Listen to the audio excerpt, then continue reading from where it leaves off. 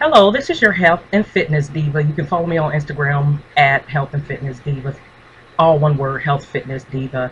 I just want to take this time to kind of share my story. A lot of times it's kind of difficult to share that on Instagram. Um, However, I was featured on Black Women Losing Weight on Facebook, and I really inspired a lot of people, which inspired me. Thank you guys so much for your support and your encouragement because we need each other. We need to encourage each other. Um, anyway, I want to go back a year from September. So basically, this is when I was at my heaviest. I was 225 pounds, 5'3". Um, I currently work as a nurse. I've been a nurse for the past 13 years. And but anyway, so at this time, I just felt like I was at my lowest. Like I felt bad. Some of us do well at hiding it, and I felt like that was kind of me, except for with my husband. He noticed the difference in my behavior. But at this time, I was overweight. I was having problems with my ankle would hurt me, my knee would hurt me, my hips would hurt me. This would be when I would wake up in the morning time. I would literally, sometimes as I'm walking, I would hear them pop, and sometimes I would limp. I mean, that's how bad it was. I was having problems with heartburn. At one time, I was hospitalized because I had numbness on the left side of my face. And as a nurse, you know, that can be indicative of a stroke or high blood pressure. And so I had seeked the doctor about that, ended up being hospitalized overnight. They did some tests. Thank God it turned out that it wasn't a stroke. And my blood pressure was high at that time. Um, and, you know, so I got out of the hospital. And I will admit, I was dealing with a stressful situation. My son, at the time, he was 18. They were trying to say that he may have had heart issues. So I was worried about that. And it was just a lot going on at that time.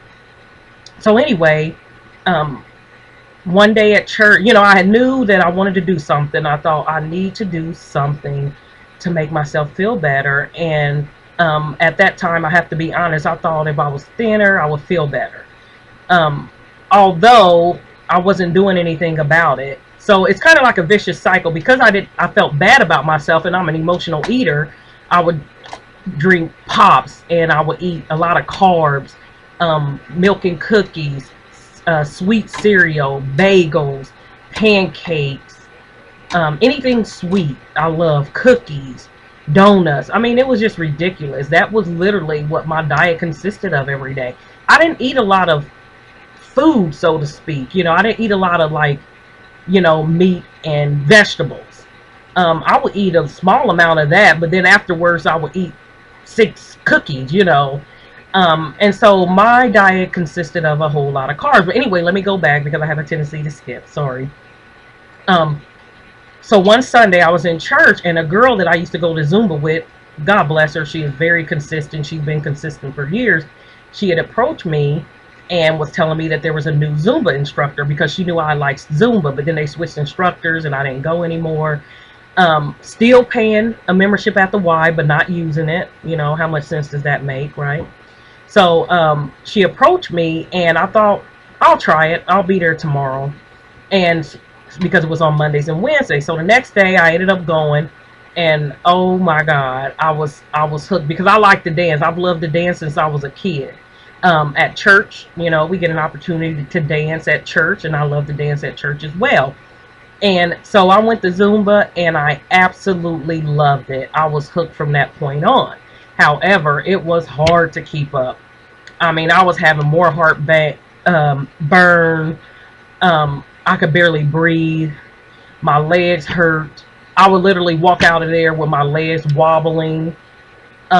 So overheated, I felt like I was gonna faint. Sometimes I had to kind of stop the exercise for a little bit, but I was determined. That was enough for, like, I'm gonna do this. I am going to master this. Um, and I had the nerve to be in the front of the classroom. So anyway, I started going. At first, it was just once a week. It was on Mondays. I would go, and then I eventually, I would say after about a month or so, I started going on Mondays and Wednesdays. And from September to November, I really didn't see that much of a weight loss. I think I'd only lost about 5 pounds, which is okay. But the problem was I didn't change my diet. How much sense does that make, right? We know most of our weight loss is going to, I'm sorry, our diet is going to attribute to our weight loss. I mean, we've seen it. I've been one of those people that have exercised and don't lose an ounce because we're eating the wrong things. I mean, you could actually lose weight just by changing your diet and not even exercising. It can happen. People have done it. So anyway, I was still drinking pop, still eating cookies, all this, but going to exercise. But I did lose like 5 pounds. And so in December, I started kind of having some stomach issues, like I guess more heartburn and like stomach upset. And then when I drank a pop, it made it worse. That was the best thing that happened to me. I mean, at the time, it didn't feel like it because I ended up getting a scope and everything. And the doctor, it didn't even find anything. But it was the best thing that happened to me because I quit drinking pop for that reason. I have to be honest. It wasn't even for my fitness reason. It was because I couldn't tolerate it. And I lost like 8 pounds in December. So at this time, I would say by about the end of December, I was down like 20 pounds. And people started noticing, well, it was more like 15 pounds. And people were like, a lot of people call me Myra, or it's Myra. You've lost weight. I was like, yeah, I have. I've lost a little bit. And from that point, I was hooked. I was like, wow, I really like this. And not because of the people approaching me, but I felt like I had accomplished something. To go work out for 2 and 3 months and not see results is very discouraging. I mean, who would continue to go, right? So then I thought, I'm going to get more serious about this, So not only am I not going to drink pop, I began to look at my carbs. And so the one thing I focused on was bread because I ate so much of it. I ate it for breakfast, lunch, dinner, in between, at night, whatever. So I started cutting out bread. And I didn't cut it out completely. But what I did was I would only eat it for breakfast or lunch, not supper. And if I ate it for breakfast or lunch, instead of 2 pieces of toast, I would eat 1 piece of toast. And then there was times that I could go days and not even eat bread at all, just depending on what I was eating. And so the month of January, I dropped another 6 pounds. So at this point, I had, it might have been more than 6 pounds because what I remember is my starting weight was 225. I was down to 200. That was my first initial goal, and I felt so good to get down to 200 pounds. Even though that's still overweight, I just felt so much better. My heartburn got better. I noticed I wasn't aching as much because I was exercising. I was moving. I wasn't eating all that acid and just bad stuff. And so each time this happened, each time I hit a milestone and each time I lost weight, I got more and more serious about fitness. And like, you got to get serious about this. Obesity, is kind of a disease, so to speak. And so I thought I need to get even more serious about this. And so I continued my journey, and just each step or each phase, I began to relook at everything I was doing, eating, my exercise routine, and see what I can change. And so now that I'm not drinking pop, and now that I've reduced not only bread, then I started substituting what people call complex carbs for a simpler carb. So, or no carb at all. So for instance, let's say I'm at work and I crave a cheeseburger. I want a cheeseburger. I don't know why I'm craving it, but I am. So I would eat a cheeseburger, and I would still eat it on a bun, but instead of getting French fries with it like we would normally do, or chips, I would get green beans. So I would substitute the potato for like a green bean. Or there was things like that I can do. And it helped go a long way. I mean, there was even times where I would eat half of a bun. Like maybe I would get a sub sandwich instead of, that's a lot of bread. Instead of eating all of it, I would cut the top of it off and just eat the bottom part. So there was so many things we can do to be creative about reducing our portion. And I did use the app MyFitnessPal. Absolutely wonderful because it can show you your macro nutrients too. You can look at everything, how much sodium you're taking in, how much fat you're taking in, how much potassium. I mean, everything you need to know that's important to keep your body functioning and keeping your body healthy. It shows it, how much fat, how much calories. you know, the percentage of carbs that you're taking in versus proteins. You know, and for me, it was always my carbs was way more than my protein, which we do take in more carbs than our protein, but it will never hurt to increase our protein amount and maybe reduce our carbs, which is what I did. And from that point on, my weight loss just accelerated.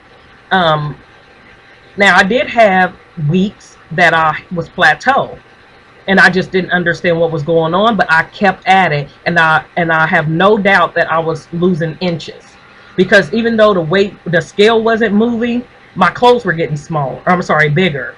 So that was still an indication for me that I'm moving in the right direction, and I would continue to move in the right direction. And right in the midst of that, I end up getting my gallbladder out too. You know, that happens sometimes when you have a rapid weight loss, that for whatever reason it shocks your gallbladder and you can have gallbladder attack. And that's what happened with me. I ended up getting that out. But trust me, it did not stop my flow of eating whatever I wanted to eat if I wanted to. But I was no longer interested in those high fat meals anyway. But mine had to come out because it didn't matter what I ate. It was bothering me. And so it turns out that it was infected. I have been, I guess, exposed to H. pylori. You can look that up. Not a good thing. Thank God it wasn't active at that time, but I had been exposed to it. And so anyway, moving on. And so then come a year later, around September, I was at the 43-pound mark. So if you really calculate that, it wasn't even a pound a week. You know, I mean, 52 pounds would have been a pound a week, right? But that was okay. I was so proud of that. So many people noticed. It encouraged so many people. It inspired so many people. And I was able to share my experience with other people. I don't claim to be a nutritional expert, a fitness expert, but I am an expert in what worked and what has worked over this last year, right? Because a lot of us, most of us aren't experts, you know. We just want to just get to a healthier body weight. It wasn't about me being a size 2. When I started off, I was in a tight 18W.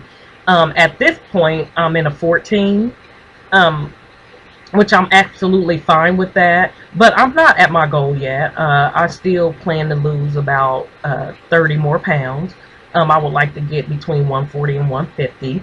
But however, if I get smaller than that because I'm working out and I'm gaining lean muscle, then, you know, I'm okay with that too. I just want to be healthier, because that's more important. I don't want to be skinny and sick, you know, or thin and sick. I want to be healthy. So if being healthy is better, if I'm healthier at 150 versus 130, I am absolutely okay with that. And I'm sure you will be too. And so anyway, so then from September up until this point, there were some things that came up that kind of slowed me down a little bit. Like in November, I had to have a hysterectomy. I had problems with fibroids. Yes, I've had things going on this year. But anyway, to God be the glory. I'm still here, right, to tell this story. I was having some female issues as well. And so it was amazing that I was still able to lose weight with my hormonal imbalance. But, you know, I seeked help and, you know, and got the proper help that I needed. Turned out I had problems with my uterus and I had to get a hysterectomy. And now I'm back at it again the last 2 weeks. And so I cannot wait to see what this year is going to bring, how I'm going to transform my body. My plan is to kind of journal all of this, share my ups and downs, challenges, and everything with you guys, because we are human and we need to see that everything is not perfect every day. It doesn't help us, I think, even with our fitness goals, to have someone that seemed to be perfect and do everything perfect trying to tell us things. No, we want to see people that say, hey, I failed in this. This doesn't work, but this does work. And I do believe that it's all about portion control. I am a big, big fan of portion control, calorie control, because it all comes down to burning more than what you take in. It's simple math. You know, if you take in 1,200 calories a day, let me back up a little bit. If you used to eat 2,000 calories a day and you cut it down to 500 calories a day, you will lose a pound a week just by doing that, because 3,500 calories is a pound. Now, I used to get very overwhelmed by hearing that, like 3,500 calories. But what I didn't understand was that's a combination of cutting your food and exercising. So if you cut 500 calories a day out of your diet, or let's say you cut 250 and then you burn 250, then that's the same 7 days a week. You're going to lose a pound a week. Now you do want to drink more water. That definitely helps. Your body needs water to burn fat, believe it or not. So anyway, I just kind of wanted to share that story with you. Stay tuned. I will continue to put something up at least once a week, more often if I feel led to. See you later. You guys have a blessed day.